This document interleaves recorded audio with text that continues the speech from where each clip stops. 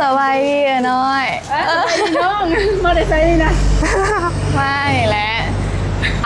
ขอบใจเลยขอบใจเลยยิ้มหัวยองกลับมาแล้วผมเลยคาดสิได้เป็นมันก็ได้เป็นดอกบ่ยากดอก ได้ตำรวจโบ นายตำรวจโบพอดีเลยมาจับเฮาเองเนาะสวัสดีครับ เอาหลายอย่างเลยเนาะยังแล้วแต่รายการเดียวที่ว่าเฮายังบ่ได้ซื้อเพราะว่าห้านเพิ่นบ่มีใกล้นั่นแม่นครบเบิดแล้วเดี๋ยวนาได้ก็จังหวะกันอีกบัดหนึงพอพี่น้องเฮาก็ซื้อตามบินที่ว่าเพิ่นเขียนมาให้นี่แหละนี่บินตามนี้เท่าใดเนาะโดย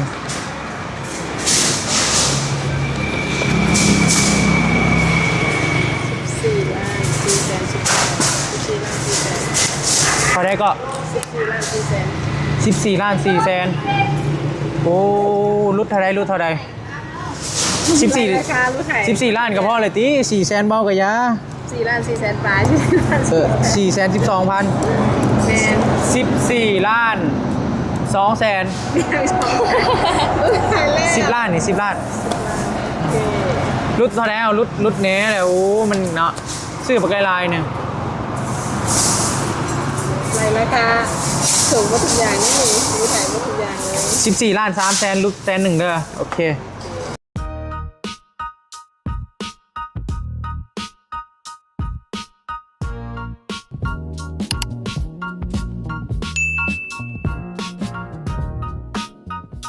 เพราะว่าเจ้าหน่อยเพิ่นก็สิมาเฮ็ดมื้อนั่นแหละหรือสิซื้ออุปกรณ์ต่างๆยังมาเก็บไว้หลังจากที่ว่าซื้อเครื่องแล้วก็สิพากันเข้าไปหน้าแพกเนาะไปหมู่บ้านพุ่นแหละหมู่บ้านวิธีหน้าแพกสบายดีเด้อพ่อพี่น้องเด้อไปซื้อกับน้องเพิ่นนี่แหละพ่อพี่น้อง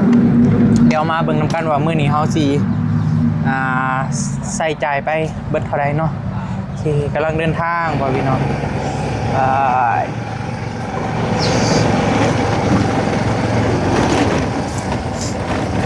ตอนนี้แม่เฒ่ากำลังคนอันนั้น คนแม่เฒ่ากับคนเป็นมาซอยกับไม้คนหนึ่งเนาะเป็นมาซอยกำลังพากันคนเขานั่นแหละเป็นกระเบื้องน้ำไอ้คนหนึ่งพ่อพี่น้อง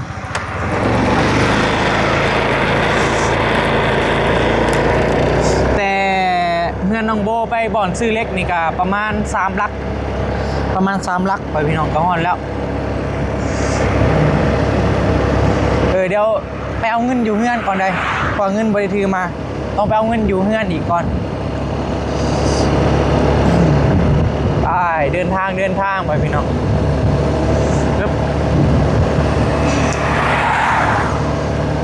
พอดีบอบี้ก็มาถาพอลี่อยู่ที่เฮือนน้องโบพอดีก็สิพากันเข้าไปเบิ่งไปพุ่นแหละอยู่ที่น้องคล้ายก้อยพ่อพี่น้องอยู่ที่สวรรณเขตพุ่นแหละก็เลยมาถามเพิ่นอยู่นี่อากาศดีเนาะดีอยู่ถ้ามีเจ้าแน่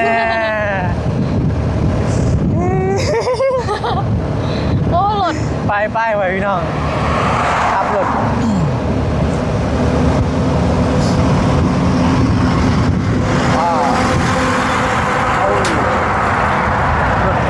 นั่นอันนี้มันเป็นหนทางมาแต่สวรรณเขตรถโคตรร้ายเลย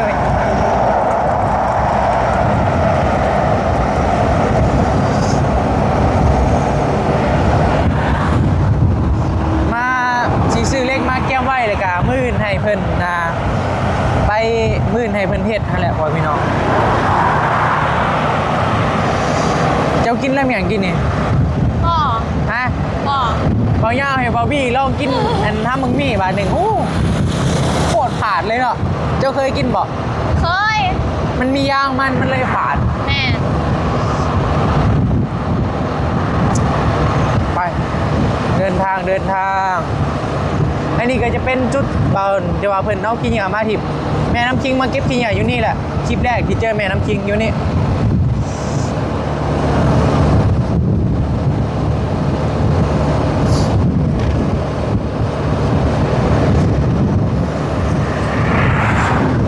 โอเคไป อเดินทางก่อนเด้อเดี๋ยวพูดแหละพ่อกันอีกวันหนึ่งอยู่ห้านซื้อเล็กพอเด้อพอพี่น้องพอวะเดี๋ยวให้น้องมันขับรถก่อนโอเคบายตอนนี้แม่นาเฮาฮอดตัวเมืองเซโนเลยเด้อพอพี่น้องเด้ออันนี้ก็จะเป็นจุดแลนด์มาร์คของเซโนเนาะสามเหลี่ยมปิ้งไก่เซโนนี่ประมาณนี้เดี๋ยวสิเอาภาพบรรยากาศมาให้ปลาลุงนำกันบางทีเพิ่นอาจจะเคยมาเซโนแต่ว่าดนแล้วตอนนี้แมันเปลี่ยนไปหลายเด้อเซโนบ้านเฮาถือว่ามีการพัฒนาไปหลายเลยแหละนี่ใหญ่แฮงเด้เซโนฝั่งนี้มันจะเป็นตลาดเซโนเด้อพี่น้องโอ้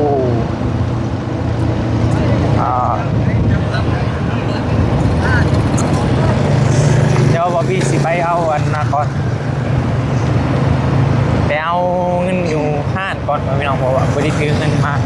ดูว่าประมาณนี้เลยเนาะมากำลังไปเงินเด้อพี่น้องเด้อจอดยังนี่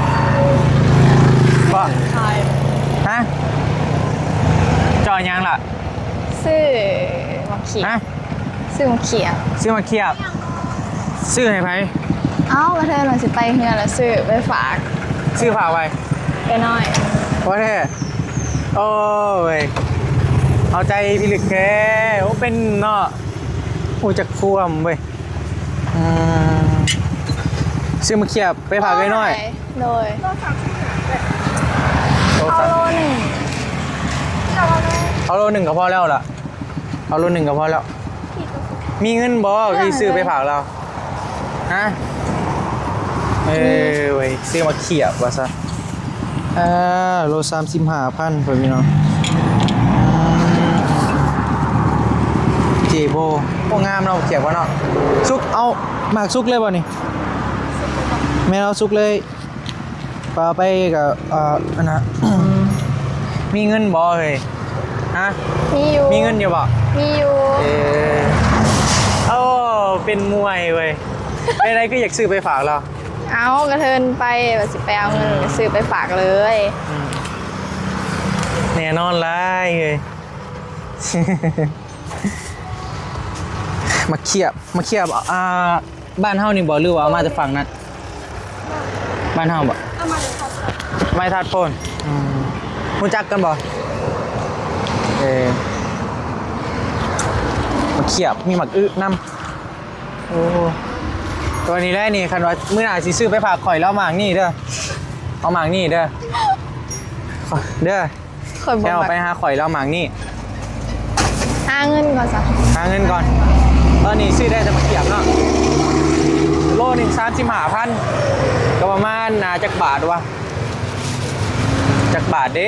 35,000 50 บาทประมาณนี้แหละประมาณ50 บาทพอยพี่น้องบ่ฮอดตีบ่40 บาทบอกประมาณนี้แหละไปเดินทางต่อโอ้ยคักแบบนี้เอาใจเจน้อยพี่ลึกแท้เว้ย เอา แว่น มันกระเทิ แว่น น มักน้องทรายเราจะ เทินไปเหรอ ฮะ กระเทินไปเด้ แมนบอแมนมักน้องทรายเราจะซื้อมาเขียบไปให้เจน้อยว่าซั่นโอเคปะเดินทางไปต่อพ่อพี่น้องไปโอเคมาฮอดแล้วพ่อพี่น้องเฮ้โอ้ยได้มาฮอดแล้วพ่อพี่น้องพอดีเด้นะพอดีเราก็อยู่เลย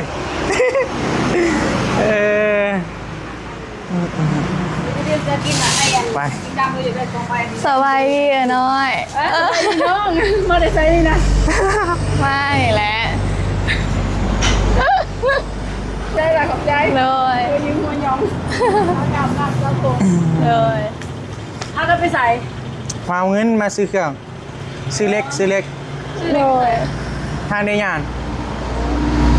เอาไปเสร็จมือนะเห็นได้นะ แม่ มาสองคนนี้เลยเจ้าเล็กมือไหน อ๋อสั่งเด้สั่งอะไรกันเพื่อนเอาเครื่องมาให้เฮียยังกำลังเฮียยัง อันเอกสารเอาไปไว้เอกสารกับเช็คเครื่องดีนะ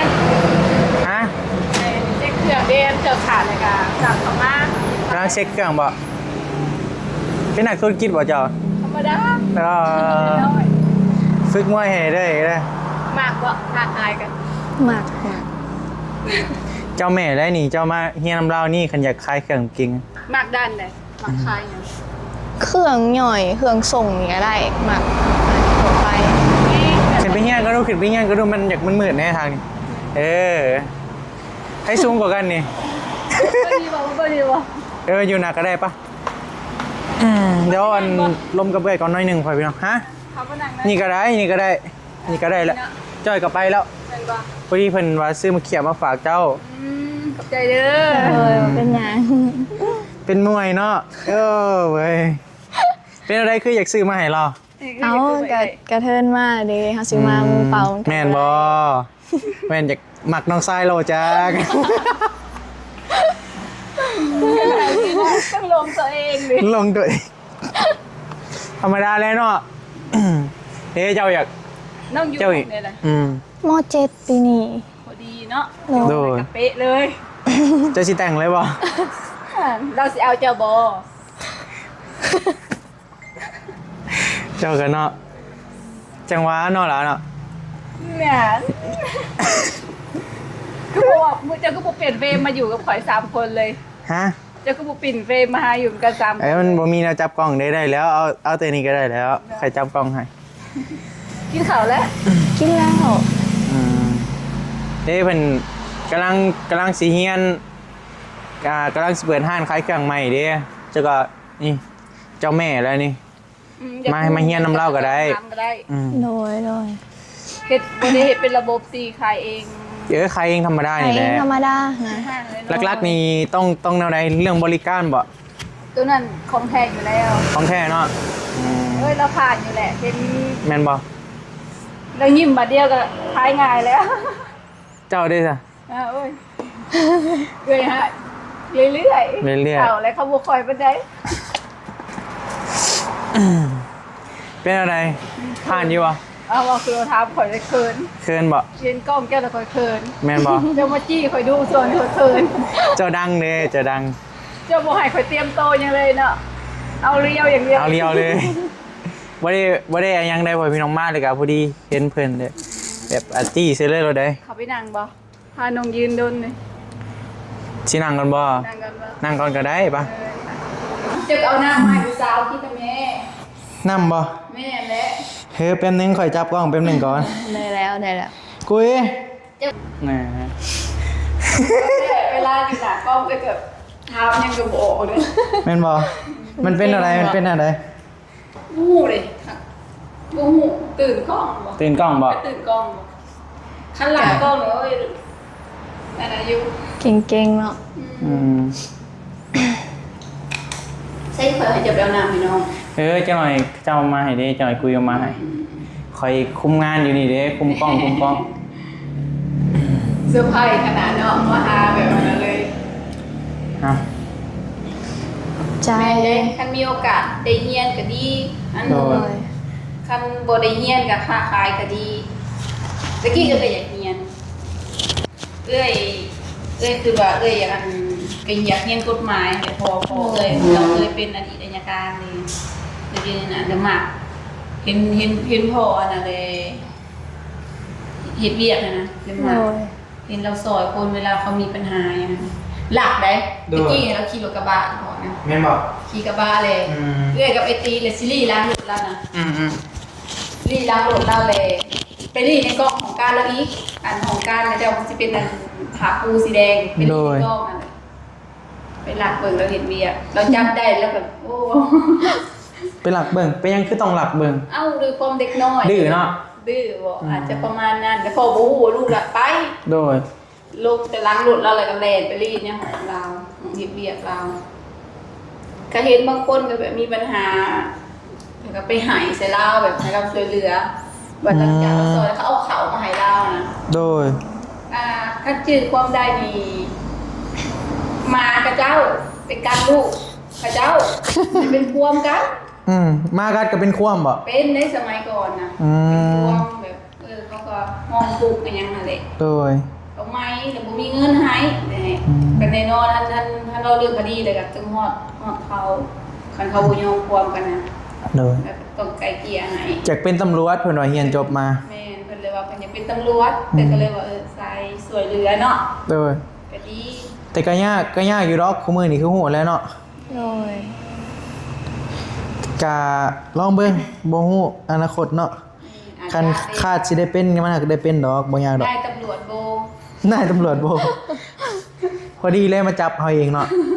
เขาเป็นคนเถื่อนเนาะ เป็นอะไรความรู้สึกแบบได้มานั่งใกล้เรา บ่ คืนๆนี่ เคินบ่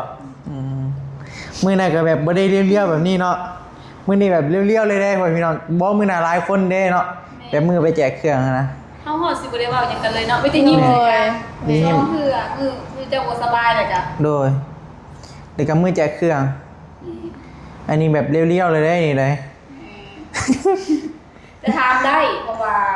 เพื่อกับพอหูจักคนแบบขายเครื่องส่งเครื่องย่อยอยู่ขั้นแบบมันเริ่มขยายขึ้นก็อยากได้มาแบบส่งไปมุ่งแหล่งส่งทำได้ โดย เอาแรกๆเพื่อเอาได้แต่แบบซื้อต่อจากเขาราคาสูง แม่นแหละเฮาแบบเอาตรงจากบริษัทเลยก็ได้เนาะ เอื้อยกับเปิดซิมีมือนี่กะ แม่นบ่ ต่อกับเจ้าแล้วก็เลยบ่ได้เอาของแม่ในหมู่แบบว่าธุรกิจนี่ได้ โดย เราสิบ่ได้แบบว่าลูกต้องเฮ็ดอันนี้นี่ทุกอย่างมันไปหาเฮ็ดเอง ใจหมักเองเนาะ แม่นว่าแล้วหัวควันอยู่แหละตอนแรกว่ามันสิค้าขายหยังเนาะเฮ็ดธุรกิจหยังเนาะเราสิบ่ได้หยัดเยียดว่าเจ้าต้องเฮ็ดธุรกิจอันนี้เด้อเอ้าคือแม่เอ้ยแต่ก่อนเราก็ขายหัวอาหารเฮ็ดฟาร์มหมูแล้วก็เราก็เฮ็ดหลายหุบไม่มีนักธุรกิจเราบ่ครบ แม่นแหละ เราพันไปเรื่อยๆ ทุกอย่างเลยนะ เราขายคำขนาดผมเป็นลูกแล้วจนบ่จือแม่เคยเฮ็ดธุรกิจหยังแน่ หลายผลเนาะ แม่บ่เทื่อยุติเฮ็ดธุรกิจนี้ไปเปลี่ยนเฮ็ดธุรกิจอื่นก็เป็นหนึ่งในนั้นเลยแบบเปลี่ยนไปเรื่อยๆ เป็นนายตัวเองเนาะค่ะในสัน เคยมันหายหัวหางขายบ่แต่ก็หายตอนเฮียน โดย หมอได้แม่ขายส่ง เจ้าเด้ขายย่อย ขายย่อยขายหน้าห้านแต่กำไรคูณ2คูณ3เลยแหละ โอ้แม่นบ่ อ้าวต้นทุนเฮามีแต่สอบละแสนกว่าแม่นบ่ อืม เฮามาหายขาย โดย มาหายบัดนี้เฮามันได้กำไรในนั้นเลยกับมันเป็นหัวหานแมวเองเด้ เฮาบ่ได้ลงทุนหยังเนาะ เรื่องลงลง อืม ลงทุนอยู่แล้ว แต่บางเทื่อก็บ่ได้ลง มันเกิดไปเฮียนบัดนี้บ่ได้จ้างคนฝากแม่อยู่นะห้างเด็กเราขายให้มาเฮาก็มีเด็กเก็บเงินนำเขา โดย ห้างบ่ได้เซา กินเต็มนะ ใช่ มีแต่ได้อย่างเดียวเลย ก็ฝึกตัวเองไปเรื่อยๆแล้วก็บ่เป็นแม่ค้าเต็มโต มักบ่แม่ค่ะ หมักแต่น้อยๆพู้นแหละเปิดห้านน้อยๆก็ไปซื้อเครื่องไปผู้เดียวไปตลาดก็เห็นห้านใหญ่ๆคล้ายๆหั่นน่ะก็มีความคิดว่าก็อยากมีห้านแบบนี้นะ โดยเขาคนบัดนี้อยากขายเป็นประเภทใดเครื่องย่างเครื่องพวกอาหารแห้งหรือแบบ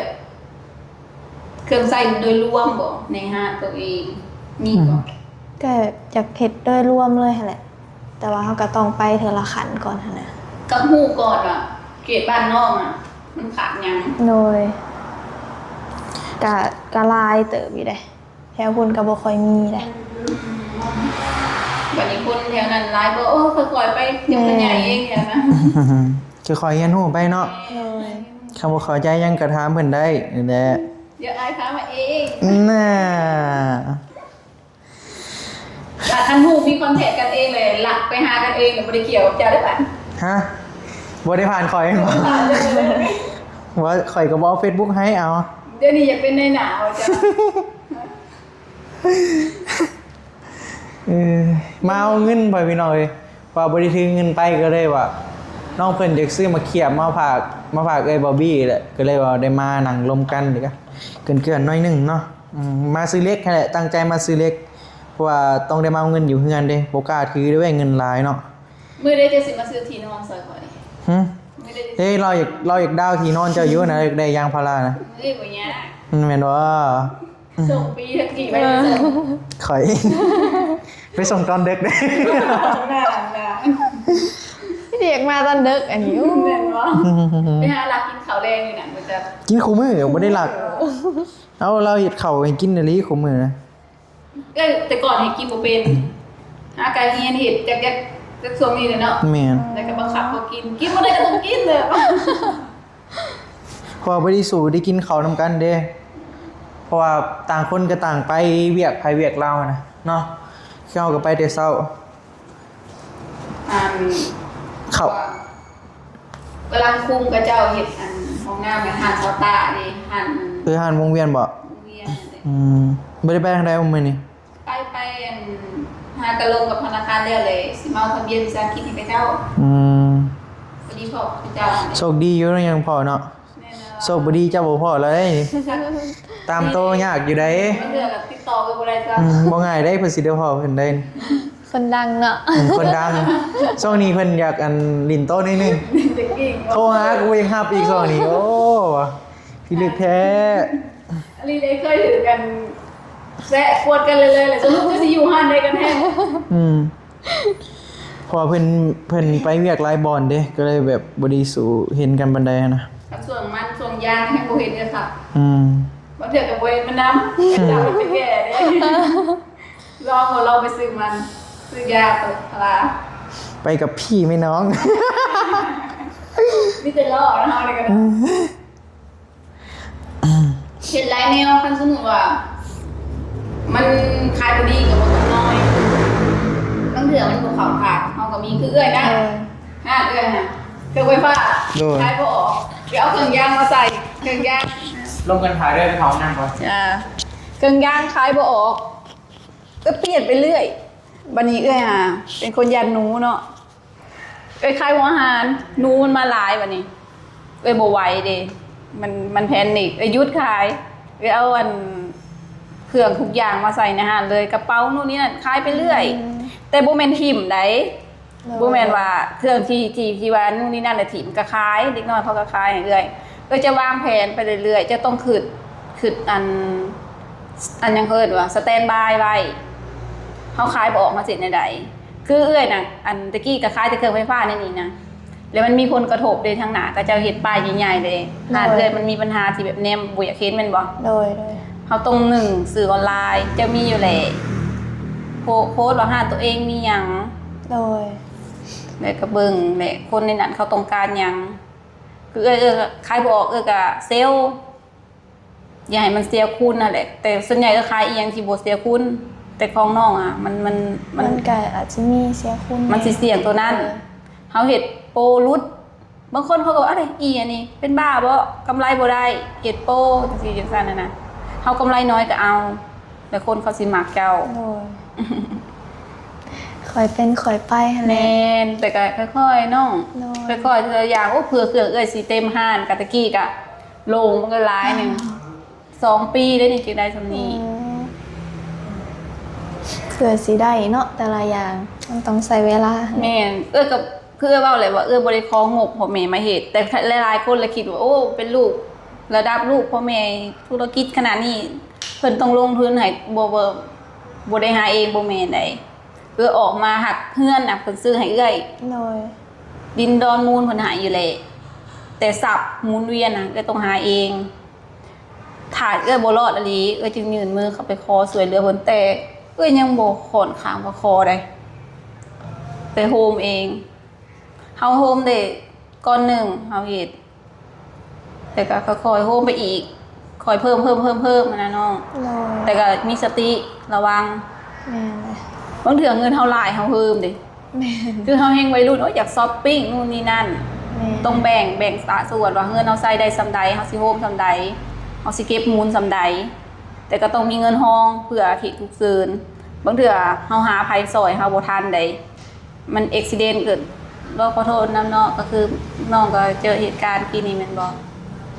ประมาณนั้นแหละอันนั้นมันก็คือเหตุอุบัติเหตุอันหนึงนั่นแหละเซฟตัวเองเฮียนไว้โลดนี่ตอนนี้แหละตอนจังน้อยนั่นแหละโอ้จังน้อยเลยอาศัยแล้วได้นี่ แม่นบ่ อนาคตน่ะธุรกิจบ่อย่างเนี้ย ปัดนอนเลยเนาะ ก็เบิ่งในโทรศัพท์เบิ่งตาม TikTok แบบอีหยัง เก่งภาษาอังกฤษได้นี่ แต่บ่ต้องขึ้นหลายเนาะบ่ต้องขึ้นหลายแบบจนกดดันตัวเองให้กดดันตัวเองอ่ะเฮาสิขึ้นบ่ออก โดยแม่นเลย แบบม่วนๆจ้อยๆไปแต่ก็บ่แม่นสิไร้สาระหั่นนะเฮาก็ผสมไปแต่บ่ต้องเครียดหลายผ่านมาเบิดเลยช่วงเครียดหนักๆก็เครียดบ่แล้วเลยเฮงขึ้นบ่ออก เด้นี่ช่วงนี้กำลังเครียดอยู่นี่คิดน้ำพอเด้มุมออนได้เลย อย่าว่าอย่าว่า เดี๋ยวน้องหาย หายได้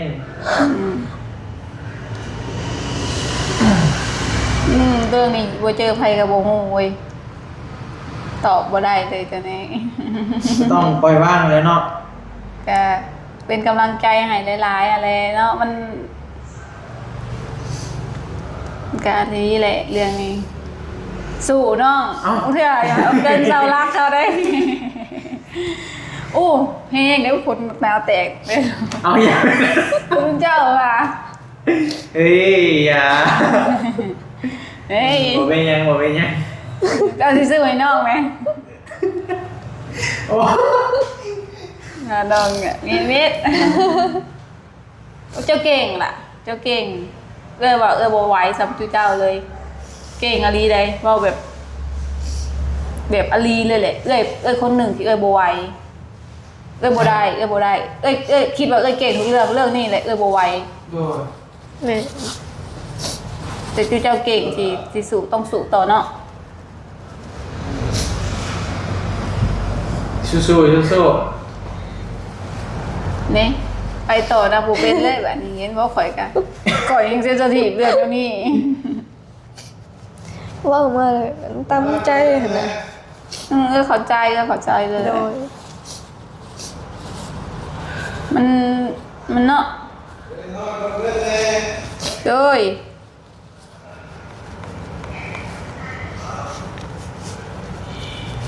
สู้ๆอะไร ฮู้แห้งเลยโบเจอแห้ง โดย แห้งแบบว่ากับโบไหวเว้าแท้ๆเลยแหละขนาดมีเหตุการณ์หนึ่งใครว่าโทรมาบอกว่าพออันถึงอุบัติเหตุอ่ะมันแบบคือเค็มจิกใจเลยเขาเลยยัดศอกเลยเพราะว่า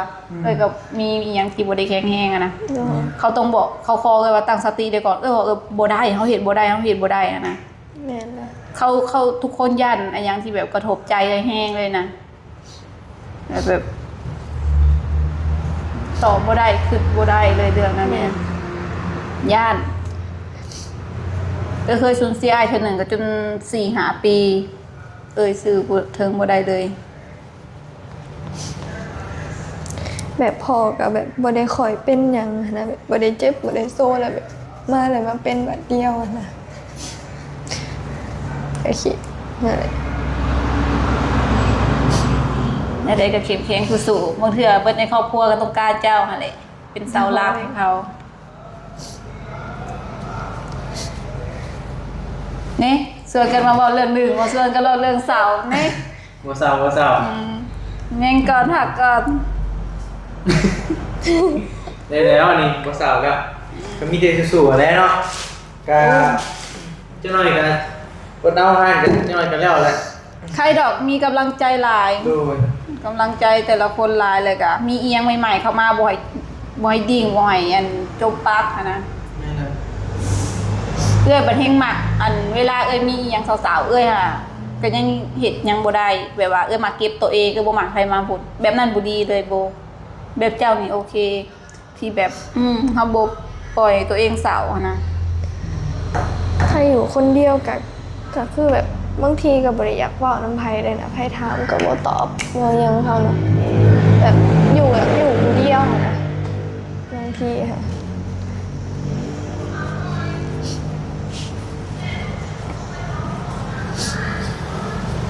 เฮ็ดเวียกนำนะแต่เขาเอาแล้วก็เฮ็ดเวียกนำก็ จัง อนุ จะ ญาต มี เด้อ ปรึกษาแล้วบ่ฮะ สู้ๆน้องพากันสู้หั่นแหละเฮ็ดได้ป่ะเฮามันต้องได้ไปต่ออะนะอีกอย่างหนึงคนในครอบครัวยังต้องการเฮาเป็นที่พึ่งหั่นแหละ โดย คันเฮาเป็นคนหนึ่งที่อ่อนแอไปเลยก็คนที่อ่อนแอกว่าเฮาเขาสิอยู่แบบใดแม่นล่ะวะถือว่าอ้าวเพิ่นไปในบ่อนที่ดีบ่อนที่สงบเพิ่นได้พักผ่อนแล้วเพิ่นเมื่อยมาหลายแล้ว โดย เพิ่นได้พักแล้วเฮาก็มีแต่เบิ่งเพิ่นในใจนั่นแหละเพิ่นอยู่ในใจเฮาเด้ แม่นเลย ในความคิดเฮาในใจเฮาก็เคยเสียอายแบบบ่ได้ตั้งหลัก อยู่นำกันแบบนี้มาตลอดชีวิต เราเส้นเลือดแตกในสมองก็แบบบ่ไหวแล้วก็เป็นผู้หนึ่งที่แบบเป็นทุกอย่างในเฮือนเลยนะ โดน ถ้าว่าพากันอันเอ้ยปอกหั่นแหละแห่งเจ็บหนักเพราะว่าเบิดในเฮือนมีแต่ผู้หญิงเรามีลูก2 คนแล้วก็แม่เราเสียไปแล้วแล้วก็เราอยู่กับน้าสาวเราเป็นผู้ชายคนเดียวในเฮือน คือกันเลยนี่กะมีแต่พ่อเป็นผู้ชายคนเดียวในเฮือน แม่นบรรยากาศอันเดียวกันเลยซั่นนะ โดน เป็นดอกจ้าไอ้บีสิเป็นอยู่นั่ง ไอ้บีเราอยากสร้างบรรยากาศใหม่เนาะบ่อยากจะดึงไปดิ่งหลาย อดเอาล่ะ แม่เดี๋ยวส่งไอ้บีเข้าไปอยู่น้ำ หับอยู่บ่ หับได้อยู่บ่เลย ทำได้อยู่บ่ โอ้โหแล้ว ให้ไอ้บีไปหิวใจเนาะ เป็นยังเลยอยู่กันซ้ำเมลูกเดียวนี้กันแต่ก่อนอยู่4 คน เอ้าแบบพอเฒ่าก็ไม่เฒ่าเด้อซ้ำ อยู่คนละเฮือน เพิ่นเลยอยู่ทั้งนาบ่ โดย แม่อยู่ข้างหน้ามี2 หลังเด้ให้เจ้ามีแต่ข้างหน้า ต้องแม่นเพราะว่าอันเฮาไปกับพอดีบอลเจ้าอันพากำลังสร้างเนาะแล้วก็หน้าห้านแม่ตายหัน แม่อะไร แต่กับ อดทนคือคนเก่งสู้ๆครับคือกันเนาะเมื่อโอ้คือกันอยู่เลยนี่ลองยิ้มด้วยนะคือกันอยู่อ่ะ โบเลยงามกว่าเรื่อย แม่นว่า เราเป๊ะเลย แน่นอนอยู่แล้วแหละเนาะ จะสิหวั่นไหวเนาะ แน่คือกันอยู่หุ่นแบบหุ่นสไตล์เดียวกันเลยเนาะหุ่นน้อยๆจอย ตอนยังเป็นสาวก็แบบนี้ได้เอื่อยนะ ๆแม่นบ่ หักบ่ฮอด บ่ฮอดบ่ หุ่นน้อยๆเนาะขนาดตาโบงามกว่าบ่ฮอดเลยเขาว่าเขาแนมเอ้ยเป็นฟิลผู้ชาย ธรรมชาติได้เราธรรมชาติได้ เขาแนมเอ้ยเป็นฟิลผู้ชายบ่วะ เจ้าสไตล์หาวบ่ บ่ฮู้เด้แบบบ่เคยมีความหักเลยในตอน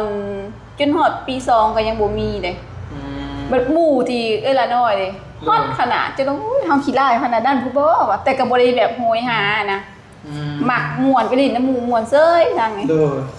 บ่ได้ โอเคเด้อเดี๋ยวไปซื้อเล็กก่อนขอให้เป็นยังขายอยู่ มื้อหน้าตั้งมีแต่มาหากันโดยเฉพาะเลย ฮะ มาหากันโดยเฉพาะเลย จะอีกชวนเรามาดินน้ำบ่ ได้ค่อยได้เรื่อย แม่นบ่จะเสร็จยังสุดเรากินเพราะเราเห็นของกินเก่งอยู่ ๆค่อยได้ต้องเฮียนยืดกินน้ำลาว แม่นบ่จะสิมาดินน้ำเราบ่ ได้อยู่ ฮะ ได้ มารถเอ้ยเด็กน้อยหลายเด้หมู่เด็กน้อยแม่นเขาบังมาลินน้องเอ้ยหลายเด้เขาอันสุริมื้อนี้สุริก็เสิงหา แม่นบ่สิมาบ่ จังหวะยังนัดกันอยู่ โดย STS นักห้องดังเลยเทียที่การตายังมีใจ เป็นรุ่นน้องเอ้ยคือกัน โอเคกลับปากก่อนเด้อไปซื้อเล็กก่อนเอ้ย มาไปก่อน สู้ เลย ๆบ่ต้องน้อยใจทางนี้ยังให้กำลังใจคนบ่เก่งเนาะ ป่ะเดี๋ยวไอ้ไงเป็นถาไว้ไอ้เงาไปถ่ายอยู่นะ เอ็นยังหาอยู่ไส ถ่ายอยู่เงินนั่นแหละเงินโบ มากันแต่2คนนี่บ่ แม่นคิวจักมาดิพอมาสั่งเล็กเดี๋ยวก็สิไปบุญต่อนะ นี่ให้เนี่ยอยู่เงิน ไอ้บุญบ้านป่าประธานป้องไอ้ดี ให้ฮอร์โมนบ่อยากถามเนี่ย โดย มึงดูซิวนี่ เคยไปคลินิกแล้วบ่ บ่เคยเลย บางอย่างเขาต้องเอาคลินิกกับยาเลยมาดู ก็เคยกินอยู่ยาส่งกะยุดหั้นนะ จอเป็นยังไงหน่อย ผู้สาวฮอร์โมนผู้สาว แม่นบอก โฟมเด้จะใส่โฟมหยัง ใส่โฟมน้ำผึ้งเป็นเจลใสๆนะ ของกิฟลิน แม่น คันบ่ถือเลยต้องเปลี่ยน ถ้าว่าแบบพวกคิงพวกอยังนี้นะจะได้อยู่เนาะแบบมันถนอมผิว ก็มาเปลี่ยนมาลายแห้งทางยาซื้อมันก็คือเก่ามันลงอยู่แต่แบบมันก็ขึ้นมาอีกหั้นนะ ยายังได้ยาแบบว่าอันเขาแนะนำบ่หรือว่าคือจะกินลองเบิ่งได้เอาตัวนั้น ก็ไปศึกษาเบิ่งก็มีอยู่ตัวเขาแนะนำ เขาอะต้องไปกวดเลือดเนาะได้เพิ่นวางยาให้บอก บ่ยาสิวก็คือยาสิวหนึ่งเขาต้องแมนแต่ว่าเราแพ้สิวฮอร์โมนแต่บัดนี้เขาต้องเข้าคลินิกก่อนค่ะกลัวเฉพาะเลยอะนะบัดนี้คันดีเลยได้อันเคยเห็นแบบพื้นฐานนะ แต่ซิวเกลือในดังหามติดเด็ดขาดมันเสียถึงโฮมคนใหญ่พลาดแต่เนี่ยคือ บ่ ติด เคยค่ะนะ หามเด็ดขาดหามเลย แต่ลองหายากับตรงเขาคลินิกเสริมเลยเขาโคตรหายอะไรหามกดเองแล้วก็ลองโฟมยังก็ลองเปลี่ยนเบิ่งกันแดดยังจะก็ใส่ปกติติ แม่ เพราะหนาจะบุได้แต่งอยากยันจะแพ้ฮอร์โมนแหละก็เป็นนี่แหละอันนี้เอื้อยนาภูมิแพ้ง่ายได้ไปกับเอื้อยจะลาบเป็นคนแพ้ง่ายใครยังค้าเอื้อยบุได้ยัง อืม มือเอาไปอันนั้นแห้งลามขึ้นนักมือเอาไปอันซอยกับเจ้านะบุได้แม่นยังได้เนี่ยไปเนี่ยไปน้ำจุเจ้าเลยเนี่ย เป็นภูมิแพ้เนาะ เป็นคนแพ้ง่ายภูมิตกง่ายปวดเบิดกระโตนะ แต่ย้อนใจซื้อทางกายบ่ปานใดดอก อ่ะยังถ่ายอยู่ปะเนี่ย ก็ถ่ายอยู่ ก็เราคนเศร้าเลยได้นะก็ไปบ่ายเลยอะไรเห็นบอกแล้วว่าโบเก้งเรื่องเนี้ยเกือบรุดเนาะนี่แต่บอกว่าความลับ โอเคป่ะเด้อไปหาซื้อเล็กก่อน โอเคบ๊ายบาย พอกันอยู่ที่หามเด็ก ขอบคุณค่ะ สวัสดีครับ เอาอย่างเอา เอาหลายอย่างเลยเนาะ หลายอย่างบอกมาเลย เล็กหาคูณ10 7 เซน4คูณ8 16 เซน4คูณ4 12 เซน เอาเล็กนะ เซอร่า32 แผ่นน็อตหายังนี่นี่ เส้นหาเส้น น็อตหาเส้น3 ถุงน็อต2 เส้น 2 ถุงหัวยังวะหัว ว่าอย่างโคบ็อกอันนี้โคบ็อกป่ะ หนาจะแมนเขาเจ้าคือไม้เนาะนี่คาร์โบแมนเดี๋ยวมาเปลี่ยนเนาะโอเค แล้วก็สเปรย์พ่น4 ปอง สเปรย์พ่น4 ปองแผ่นอะลูซิ่ง9 เม็ดเท่ากับ7 แผ่นนี่ว่าแผ่นอะลูซิ่งแต่ว่าสีเดี๋ยวเลือกตำลังเนาะ ได้สีแดง โอ้ ก็ได้ พี่ก่อนเอาก่อนบ่ เดี๋ยว เข้าไปเนี่ย นั่นแหละ โอเคจะหมักสียังโบว่ามาเลย ชิฟ้าก็ได้ สีผักเอามาแผ่นนี้แผ่นนี้เอาสีผ้าน้องเพิ่นวะสีผ้าแมนแล้วก็แผ่นอะลูซิ่งเนาะกินนี่9 เม็ดเท่ากับ7 แผ่นเด้อ แมน โอเคเลยก็ทูบจอด1 กับใบตัดหินเจีย10 แผ่น เบอร์เอานี่ขึ้นนะ ใบตัดไม้1 แผ่น เป็นบ่ได้ได้ไหมครับ บ่มีบ่โอเคเดี๋ยวเอาไปซื้อต่างหาก อันนี้เอามาเบากะ เล็กนี้เอากลาง โดยกลางเส้นเท่าไหร่ อันนี้265 7 แผ่น7 อันนี้โดย แสนอันนี้แสน35 โดย เพราะว่าร้านค้านะมันอนาซื้อนะตัวนี้ก็ได้แล้วเนาะ สูงใส่เอสูงใส่ ส่งอยู่บอลที่ว่าไปส่งเล็กมือนั้นอ้ายนะโหรวมเท่าไหร่ยังเหลือแต่นี่เขายังบ่ได้ซื้อเนาะใบตัดไม้เนาะเจ้าบ่มีเนาะสังกะสีเอาสีฟ้าเด้อโดยอะไรเอ่ย อะไรให้บ่เนี่ย พิเศษเด้อย่านเด้อเอาแพงอะไรได้เห็ด โอเค เอาราคาแบบถึกๆเด้อ ราคาคนกันเองเลย คนกันเองได้เอาแบบไหลพิเศษที่สุดเด้อ พิเศษแรกนี่นะ โดย ยังเหลือแต่รายการเดียวที่ว่าเฮายังบ่ได้ซื้อเพราะว่าห้านเพิ่นบ่มีใกล้นั่นแม่นครบเบิดแล้วเดี๋ยวแนวใดก็จังว่ากันอีกบัดหนึงเพอพี่น้องเฮาก็ซื้อตามบินที่ว่าเพิ่นเขียนมาให้นี่แหละนี่บินตามนี้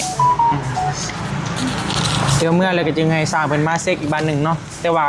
เครื่องนี้ก็หลายพอสมควรแล้วอุ้ย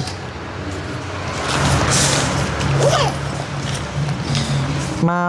เฝ้าๆเนี่ยบอบบี้ก็เพราะว่าออกจากนั้นเลยก็สิไปพู้นแหละเพราะว่าเขาไอ้บุญบ้านป่าอิหยังก็มานำเพิ่นจะมาถ่ายคลิปมันนะก็เลยบอกเฝ้าๆนะ าใดเท่าใดเนาะโดย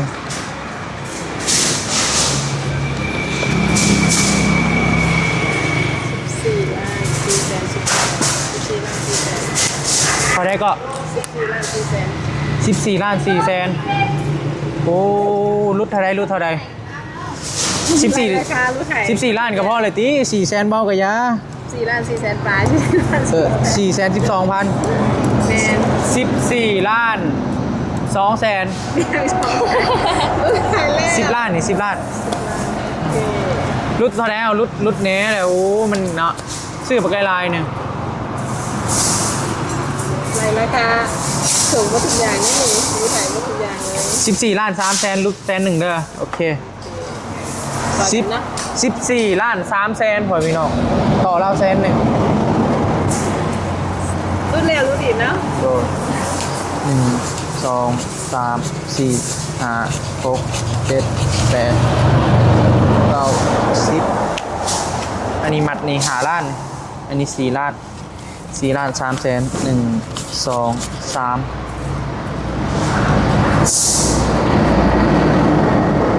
เงินออกมาธนาคารกับเพื่อความซัวกันหนับมาแล้วเว้ยเจ้าพยานเขาโกงเจ้าบ่เขาโกงไหนเขาเฮงหน้าตาคือโจรหน้าตาบ่ให้วางใจ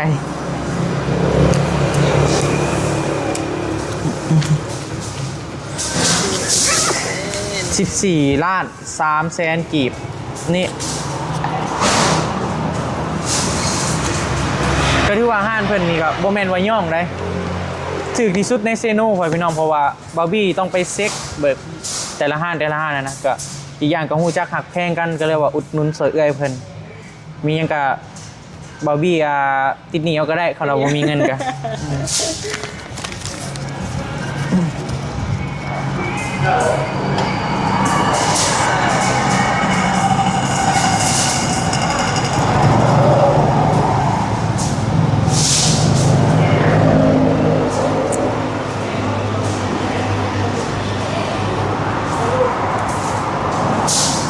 เรือบ่ แล้ว เรือมาจาก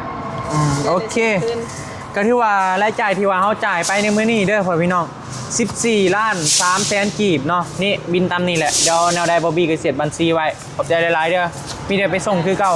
พาไปในมื้อนี้กะโอเค อันเบอร์โทรป่ะมีคนหับเครื่องอยู่ป่ะ บอกว่ามีคนนับเครื่องอยู่โดนพาไปเนี่ยเพราะว่าไอ้ถ่ายอยู่ปะพ่อพี่น้องเดี๋ยวได้จังหวะกันก็ถือว่าเครื่องก็เขาก็ได้หลายพอสมควรแล้วตามที่ว่าบินนี่แหละยังซื้อบ่ได้แต่รายการเดียวก็คือใบตัดไม้นี่แหละเนาะพ่อพี่น้องโอเคจังได้ก็ขอบคุณหลายๆเด้อเนาะที่ว่าติดตามและก็ให้กำลังใจบอบบี้โดยตลอดมาเดียวจังหวะกันใหม่พ่อพี่น้องสำหรับที่นี่สบายดีเด้อ